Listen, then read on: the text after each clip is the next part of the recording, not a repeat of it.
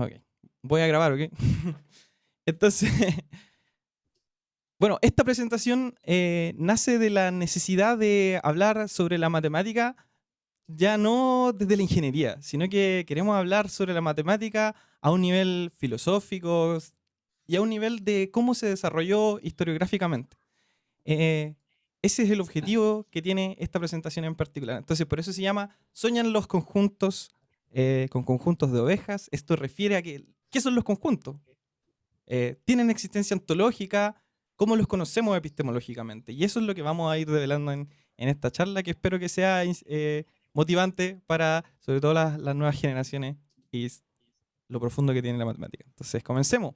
Contexto, bueno, se discute mucho sobre la utilidad de muchas áreas de la ciencia, ¿cierto? Entonces, unas preguntas bien grandes y grandilocuentes es que si es que la matemática es útil, si es que la filosofía incluso es útil, o si es que las ciencias sociales son útiles. Entonces, ¿es real esta dicotomía de la utilidad o la inutilidad? Esa es como una pregunta que es bien interesante de hacerse porque nos lleva al por qué hacemos las cosas. La matemática y la filosofía surgen como, en verdad, como ejercicios mentales. Y entonces la otra pregunta que podríamos hacernos es si es que la discusión sobre la composición material o ideal de estos objetos matemáticos, digamos, las formulitas, digamos, las ecuaciones, ¿dónde están? ¿Dónde están estas cosas? ¿Están en un mundo platoniano? ¿Están aquí en la realidad? Entonces, una de las grandes preguntas que se hicieron o relaciones que se hicieron con respecto a eso es el problema continuo y discreto. ¿Qué es lo que es el problema continuo y discreto? Es la pugna de, aquí vemos a los griegos, ¿cierto? A los griegos. Entonces, haciendo una pugna sobre si es que la aritmética es la rama superior de la matemática o la geometría es la rama superior de la matemática, a saber si es que la aritmética o la geometría son capaces de hacer fiel representantes de la realidad. Entonces, veamos qué decían los aritméticos. Estos son los discretos.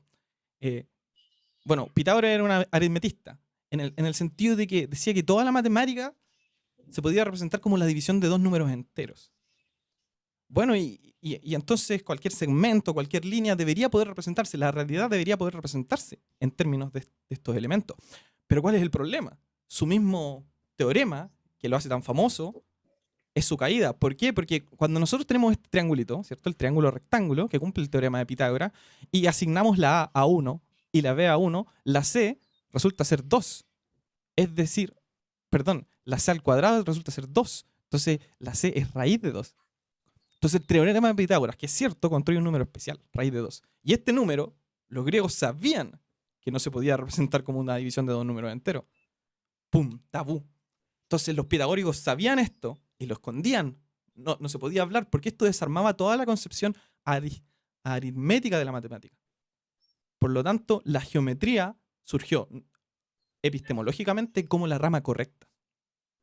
La geometría. ¿Por qué era tan superior la geometría? Porque en la antigua Grecia no requería de representaciones. Teníamos líneas, dibujábamos la línea, teníamos geometría. Teníamos segmentos, podíamos hacer razones entre segmentos y el segmento de largo raíz de 2 era simplemente un segmento, de algún largo, claro, que no se podía quizás representar como un número, pero existía geométricamente, era una forma más pura de representarlo.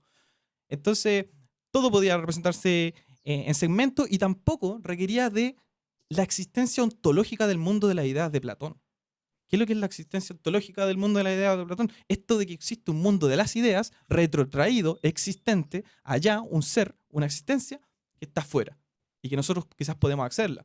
Para entender mejor, necesitamos definir estos conceptos. Entonces, definamos lo que es epistemología y ontología.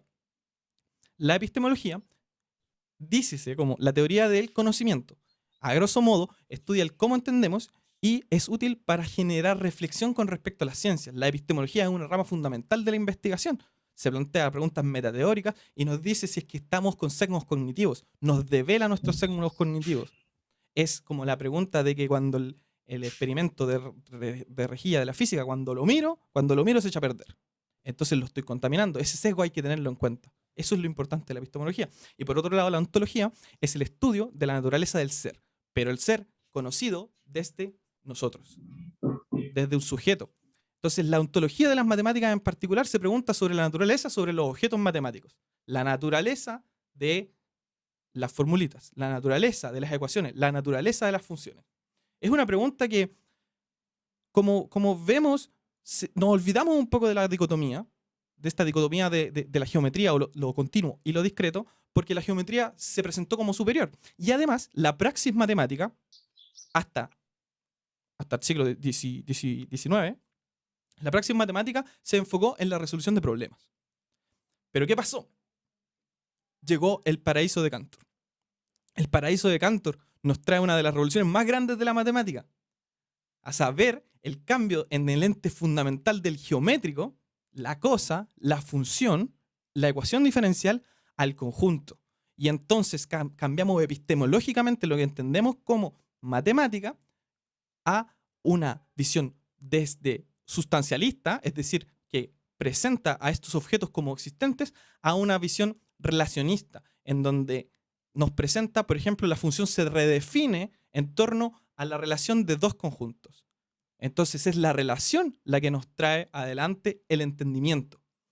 Esto nos cambia brutalmente, tan brutalmente, que hace temblar las bases fundacionales de la matemática. Esto es súper interesante porque significa que hay que redescubrir cómo descubrimos la matemática. Entonces, aparecieron dos grandes frentes, la intuición y la lógica. Bueno, hay que hacer compromisos técnicos sobre la historia de la matemática. La historia de la ciencia en general se puede describir a través de las revoluciones científicas según Thomas Kuhn. Pero Thomas Kuhn, cuando describe sus revoluciones científicas, solo habla de tres ciencias, las ciencias naturales, es decir, la ciencia física, la química y la biología. ¿Dónde queda la matemática entonces? Porque estas revoluciones paradigmáticas lo que nos presentan es sesgos cognitivos sobre los datos, en el sentido de los sesgos cognitivos sobre, por ejemplo, el dato de cómo descubrimos los agujeros negros o cómo interpretamos, por ejemplo, Mercurio retrógrado. Estamos viendo que desde los tiempos astrológicos se sabía que Mercurio hacía cosas raras en el cielo, se veía, había una cognición sobre eso, pero no se entendía bien. Y Newton incluso aducía el Mercurio retrógrado a esta máquina nomológica que es Dios, porque no era capaz de explicar con su teoría esta desviación de Mercurio con respecto a la teoría general de Kepler. ¿Qué pasa con Einstein? Cambia el paradigma, este paradigma retrotrae al paradigma anterior y hace que se puedan explicar fenómenos que antes no se podían explicar. Pero en la matemática no pasa esto. En la matemática tenemos una especie de generalización continua de los elementos. Entonces Gillies plantea en 1992 que la categoría de revolución científica también se aplica a la matemática, pero en vez de entenderlas como revoluciones científicas con paradigmas, podemos entenderlas como revoluciones epistémicas. Entonces la historia de la matemática la entendemos como la historia de la generalización de los conceptos. La generalización de los conceptos. Esto es súper importante porque nos hace entender entonces las variaciones fundacionales que van a ocurrir dentro del siglo XIX y finales del siglo XIX y principios del siglo XX como interesantes para comprender el cómo se pensaba la matemática y cómo avanzó a través de esta dialéctica. Entonces, variaciones fundacionales. Inician con la revolución del paraíso de Cantor. ¿En qué sentido? En que Cantor cambió todo el espectro. ¿Qué pasó con los trabajadores matemáticos? Bueno, ellos apostaron a una posición pragmática. Lebesgue dice famosamente la discusión matemática sobre los fundamentos, entonces se fue tomada por los filósofos más que por nosotros los matemáticos, en el sentido de que las variaciones fundacionales no cambiaban mucho el cómo después se iba a dar la matemática o cómo se aplicaba en los razonamientos, pero sí cambiaba el cómo entendíamos la matemática.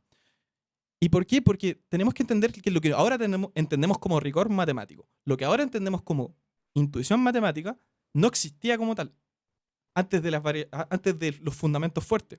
La única tecnología que existía para explicar los conjuntos de Cantor era la teoría de conjuntos intuitiva. Entonces surge esta discusión de que si yo tengo conjuntos, puedo tomar los conjuntos y rellenarlos de cualquier cosa. Rellenémoslos con conjuntos que no se contienen a sí mismos. Rellenémoslos con conjuntos de todos los conjuntos.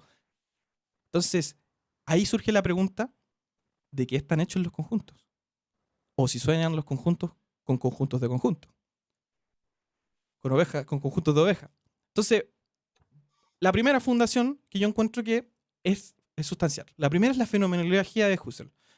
¿Cuál es su foco? Su foco es sobre la intuición. Entonces vamos a tener desde ahora en adelante esta dialéctica entre la intuición y la lógica. La intuición como esto que viene dado, pero que no podemos explicar, y la lógica como esto que se puede sistematizar de alguna forma. Entonces, la fenomenología tenía la idea de la aritmetización de la matemática, un foco sobre la intuición y la experiencia. Se enfoca en lo que entendemos como un número, en esta propiedad que si decimos tenemos 3 manzanas, 3 naranjas, 3 plátanos, hay un ente común entre estas 3. Y se enmarca como un sistema filosófico del conocer. Ante esta fenomenología de Husserl está el esfuerzo logicista de Frege.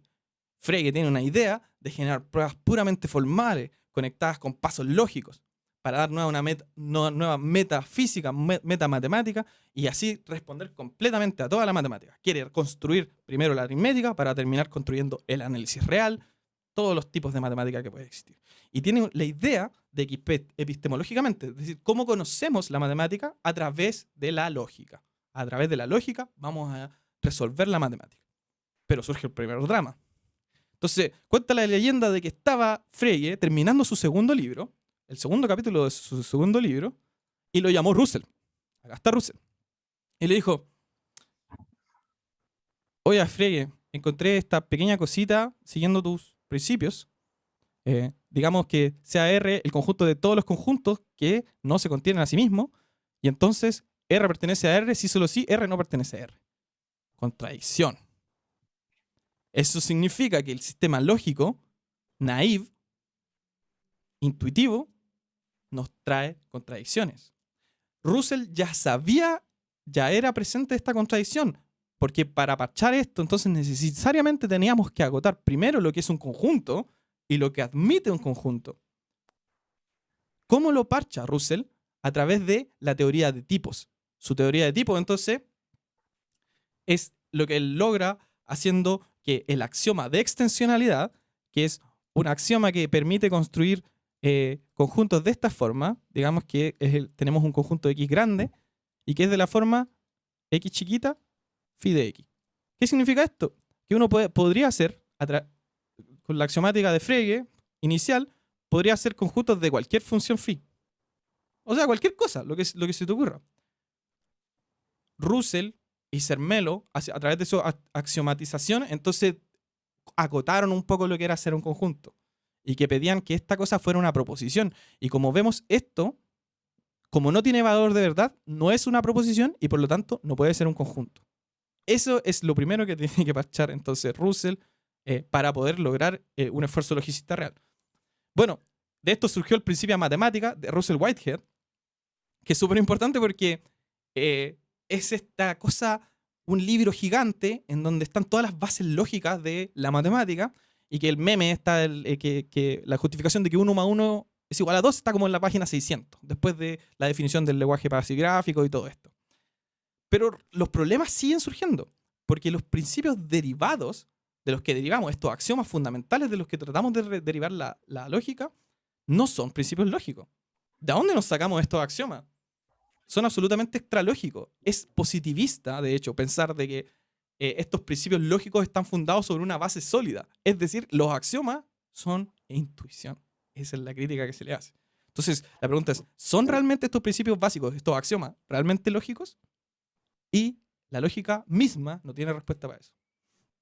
Entonces, por otra parte, vemos el intuicionismo de los neokantianos, que lo que hace es usar un uso constructivo de la razón pura de Kant. La razón pura lo que nos dice es, mira, tú no construyas, tú simplemente indica, mira las categorías del entendimiento, mira si es que existen estas verdades contingentes y existen estas verdades necesarias. Las verdades contingentes son verdades que ahora son verdades. Por ejemplo, yo soy un estudiante.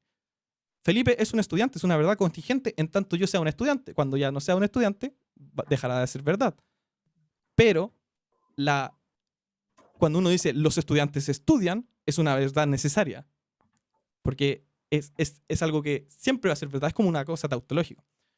Entonces, frente a una vuelta a Leibniz de los logicistas, que quieren reducir el mundo a la aritmética, proponen una vuelta a Kant en el sentido de que no tenemos una relación entre la realidad y la matemática. La matemática parece estar por fuera. más allá, existe una intuición que está mucho más allá de la lógica, y esta intuición en sí misma no está bien definida. Entonces, a esto se suma el intuicionismo de Brouwer, que es un intuicionismo mucho más radical. Bueno, el intuicionismo de Brouwer partió más o menos en 1900, pero no se hizo famoso hasta que Vail lo leyó y publicó su soflama. Una soflama es como una algarabía, así, un grito. Y dijo, existe una crisis fundamental, una crisis muy importante en los fundamentos de la matemática. Hay una crisis. Todos los fundamentos de la matemática, a saber los de Frege, los logicistas, están mal. Y esta revolución es tan importante como la revolución bolchevique. A ese nivel de fundamentalismo traía Weil. ¿De qué se trata el intuicionismo de Brouwer? Es, bueno, de ejecutar solamente pruebas constructivas, excluyendo cualquier principio lógico a priori. Es decir, cualquier teoría que maneje el infinito actual no vale, hay que construirlo. Cualquier aritmética transfinita cantoriana, es decir, cuando tomamos los cardenales de Cantor, de los naturales, o de los naturales más uno, ya, chao, no se puede. Hay que construirlo. ¿Y por qué? Porque él critica las leyes del pensamiento. Todas las demostraciones por contradicción no valen. No valen. Pero ¿cuál es su problema? Acá tenemos a Brouwer, muy problemado, porque era intrabajable su sistema. ¿Por qué? Brouwer incluso demostró el teorema del punto fijo. Hay un teorema del punto fijo de Brouwer, pero que lo demostró no usando técnicas brouwerianas. Una vez más, el quehacer matemático, la praxis matemática, se alejaba de la cuestión fundamental. La discusión fundamental estaba afuera. Y de hecho, fue tan así, era tan intrabajable esta posición de intuicionismo puro, que Weil fue descientificando su posición fundamentalista, ¿no? Se dio cuenta de que era impracticable esta intuición. Bueno, en contraataque, entonces Hilbert dijo, no vos Weil. En 1921 también publicó su soflama del mismo nombre. Dijo, a ver. Vamos a formalizar la matemática de forma finitista. Esto significa que toda la matemática, la que contiene la aritmética, se puede ejecutar a través de una cantidad finita de axiomas, ¿no? Axioma 1, axioma 2, finito. Vamos a tratar de superar los problemas paradójicos existentes en la Naive Set Theory, la teoría intuitiva de conjunto, y vamos a aceptar esta existencia de objetos extralógicos. Vamos a decir, bueno, tenemos que aceptar la intuición, pero tenemos que aceptarla con un rigor. Vamos a aceptarla.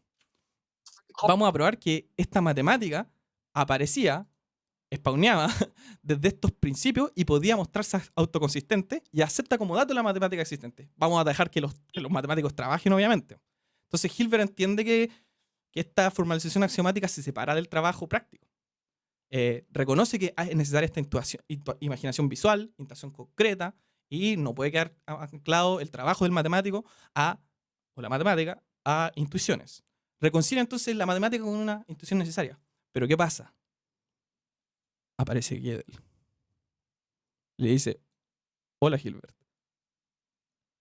No solamente aparece Gödel, aparece Tarski, aparece Church-Turing y aparece Skolem. Y ellos quebran de cierta forma este intento de formalizar toda la matemática a través de los sistemas formales. Prueban, de hecho, que la axiomatización de civilidad, completitud y consistencia eran mutuamente excluyentes e incluso la lógica se mostraba indecible. Entonces, una vez más, la matemática se muestra mucho más fuerte que cualquier intento de contenerla y formalizarla. Hay verdades que no pueden ser derivadas de un sistema mínimamente interesante y ven o no si uno admite la hipótesis del continuo. Ven o no si es que existe el axioma de elección. La hipótesis del continuo, Gödel prueba que es independiente de ZFC, el sistema axiomático que estaba como usando Hilbert. ZF en verdad era Zermelo-Frank. Y que es el que usamos hoy en día. De hecho, nuestra visión se aproxima un poco a esta visión de Hilbert, la que usamos hoy en día para estudiar la matemática, que es la visión de Bourbaki de los años 50. Esta visión de Bourbaki lo que nos dice es, bueno, tomemos este formalismo fuerte que igual nos sirve, pero trabajémoslo de forma intuitiva.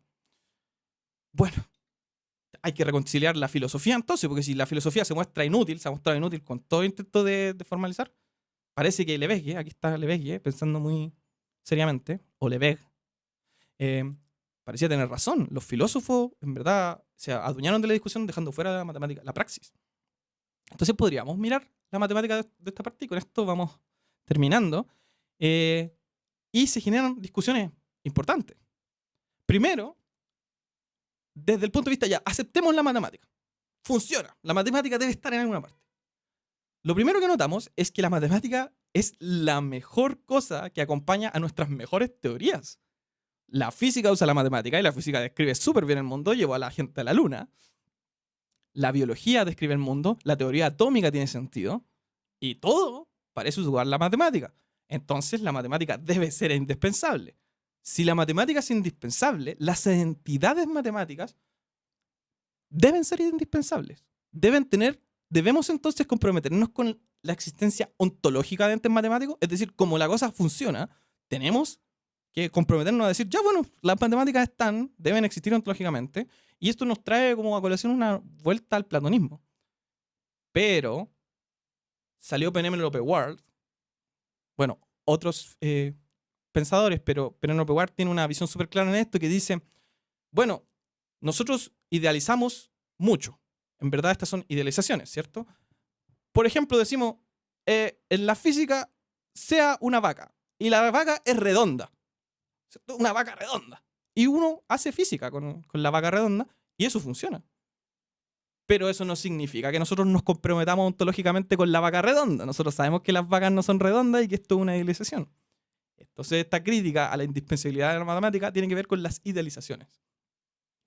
Existe entonces, a respuesta a estas propuestas estructuralistas que nos dicen que en verdad lo que sucede es que los números están como en relación a los objetos. Entonces, el número 13 no es que sea el número 13, sino que es el número 13 porque hay 13 números antes de él. Entonces, uno puede como ir construyéndolo así. El 1 viene después del 0, una cosa así. Como una vuelta al hecho de que nosotros la matemática la encontramos en relación con los objetos.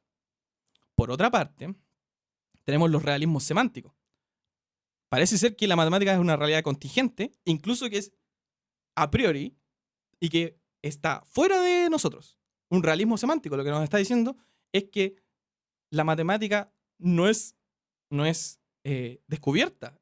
O sea, no es inventada, es descubierta. Es decir, si aparece otra civilización afuera del cosmos, entonces debería, porque parece que las verdades matemáticas, debería encontrar la matemática porque parece que las verdades matemáticas son mayores a cualquier verdad verdadera, a cualquier verdad existente, física. Y por otra parte tenemos el ficcionalismo nominalista de Field que te dice, que ya se pone más meta, y te dice, bueno, en verdad no existe el número primo 13 es una afirmación falsa. ¿Por qué es una afirmación falsa? Porque no está. ¿Dónde está el ente 13? El ente 13 no está en ninguna parte, no lo veo. Entonces, cualquier afirmación sobre la matemática, él dice, son todas falsas. Lo que pasa, dice, es que la matemática funciona como una ficción. Entonces, uno tiene que decir, de acuerdo a la teoría de la matemática, el número 13 es primo. Y esto más o menos se contrapone porque es una ficción en el sentido de que uno puede decir, por ejemplo, de acuerdo a Harry Potter, los magos tiran abracadabra. Entonces, esta es la ficción nominalista de Field. Pero ¿cuál es la crítica que se le puede hacer? Es que la matemática es evidentemente útil, evidentemente representan nuestras mejores teorías. Entonces, si uno me dice, no, es pura ficción, entonces, ¿cómo es que representa también la realidad? Y en último, aparece, desde la aceptación de la matemática como dato, el intruso. ¿Quién es el intruso? El computador. El computador hace que el número computable esté aquí, adentro de nosotros, está en el computador. Entonces genera una existencia nueva, la existencia del número computable, genera nuevas formas de probar e incluso hace aparecer nuevas existencias, nuevas formas epistemológicas de entender la matemática. O sea, no tenemos respuesta ni de un lado ni del otro. Como conclusión, porque acá termina la presentación. Es verdad que la filosofía no nos ha agregado muchas cosas nuevas a la matemática, desde un sentido práctico. Pero mírenlo así, la dialéctica que se suscitó en los años, en el siglo XX, hizo que, por ejemplo, apareciera el computador. Turing inventó su máquina de Turing y por lo tanto él se volvió el padre de la computación porque estaba tratando de resolver el problema de Hilbert, los problemas planteados por Hilbert. Y de hecho, gracias a Turing se mostró la indecibilidad o el problema de el halting program, el programa que no tira ni true ni false, sino que queda corriendo por siempre. Es decir, esta dialéctica, este pensar filosófico y hacerse preguntas metamatemáticas nos ha servido para llevar mucho más lejos el conocimiento. Por lo tanto, yo los invito a ustedes a quitarse el velo positivista de las ciencias como un pilar fundamental, inamovible, y abrazar de cierta forma que el axioma de elección uno puede tomarlo o dejarlo. Que la hipótesis del continuo uno puede tomarla o dejarla. Es verdad que sin el axioma de elección no hay análisis funcional, pero la cosa es que estas no son entidades inamovibles, sino que son productos del pensamiento y por lo tanto hay que trabajarlas, Ese es el llamado. Muchas gracias, esto fue mi presentación. Lecturas, bueno, esta está basada en Javier de León, Gerd Schubring y además filosofía de Oxford, filosofía de la matemática de Oxford, unas lecturas de la filosofía, por si acaso quieren saber más. ¿Ya? Eso, muchas gracias. Oye, Felipe, Pregunta, comentario. Sí. Una cosa que sería bastante más, o sea, uno tiene lo planteado, lo que acaba de plantear, digamos, sobre el positivismo, el intuismo, y esa... Pero hay una cosa que es fundamental para la condición humana, que es tener verdad. ¿Ah? ¿Qué es verdad? ¿Cómo? Porque no podemos dejar de pensar que existimos. ¿Ah? O sea, yo no me adhiero a ninguna teoría que piense que nosotros somos sueños, nosotros existimos. Tú existes y yo existo. Parto del principio es de que tenemos existencias independientes, ¿no? Relacionadas pero independientes. Entonces, para el conjunto de la humanidad es importante tener una cosa que se llama verdad, o sea, una parte del conocimiento que la condición humana acepta como cierto, independiente de sus condiciones variables. Una cosa es criarse en Vietnam, otra cosa es criarse en Tumbuctú. Entonces la pregunta es, o sea, de qué manera el hombre es capaz de generar conocimiento verdadero? Bueno, respondiendo a esa pregunta súper directamente, de hecho fue la razón por la que yo me puse a leer esta filosofía de las matemáticas. Un amigo me preguntó sobre el uso del teorema de Cantor en el realismo postcontinental.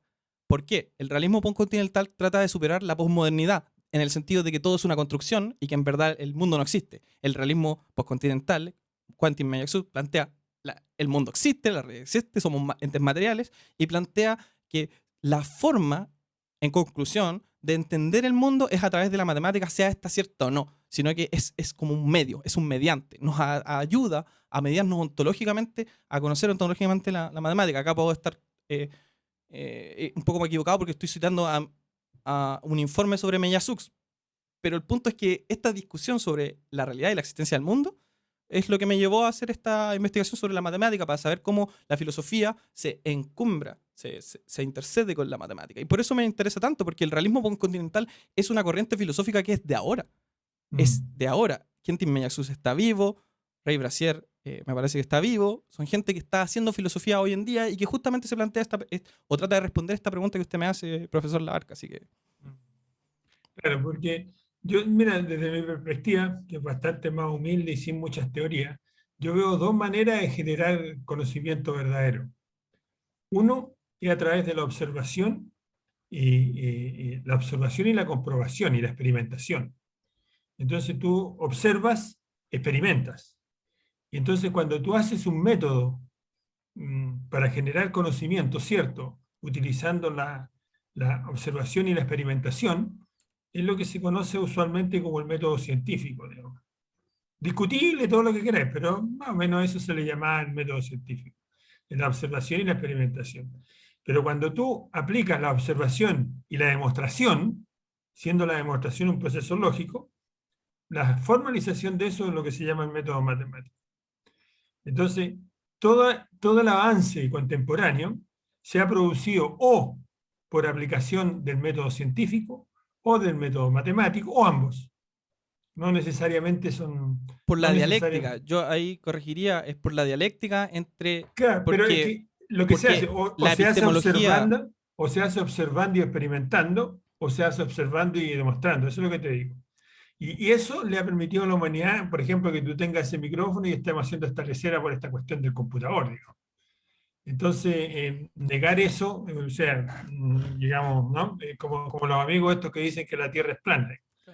justamente yo no estoy negándolo, estoy aceptando la indispensabilidad de la matemática, pero estoy Claro, como haciendo una revisión de que ontológicamente igual es difícil definirla. Así es, al final es claro, esta discusión la que mueve el mundo.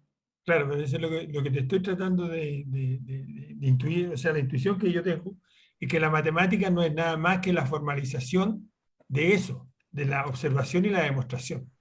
O sea, tratar de hacer, porque ya los matemáticos hace rato sabemos que, digamos, sea un conjunto, que tenemos que dar un conjunto en donde vamos a trabajar, sea un conjunto. O sea, no estamos hablando de la teoría abstracta de los conjuntos, estamos hablando de que hay un conjunto en el cual vamos a trabajar. Entonces, eso es el pragmatismo de la matemática contemporánea, ¿no?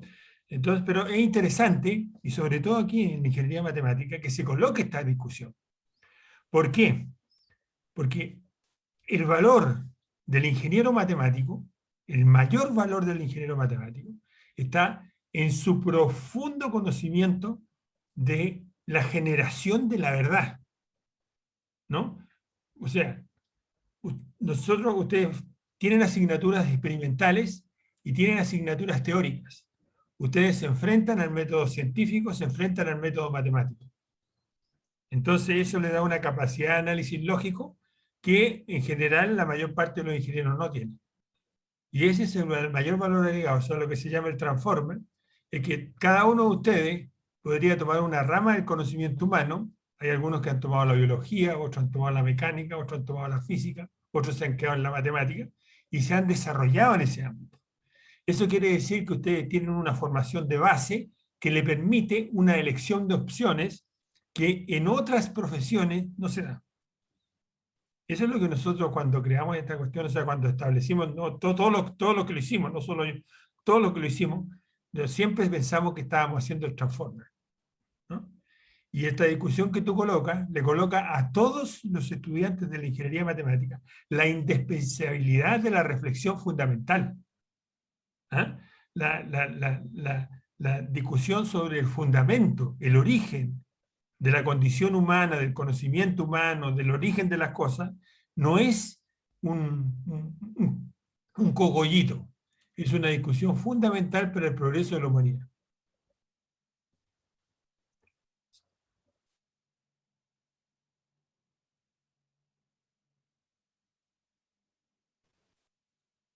¿Alguna otra pregunta? Porque en pos del tiempo, ya son las 11:20, entonces... eh, bueno, agradecer a la invitación del centro de alumnos, la invitación, la escucha de usted y eso. Muchas gracias. Hasta luego. Muchas gracias, Felipe. Muy interesante también, porque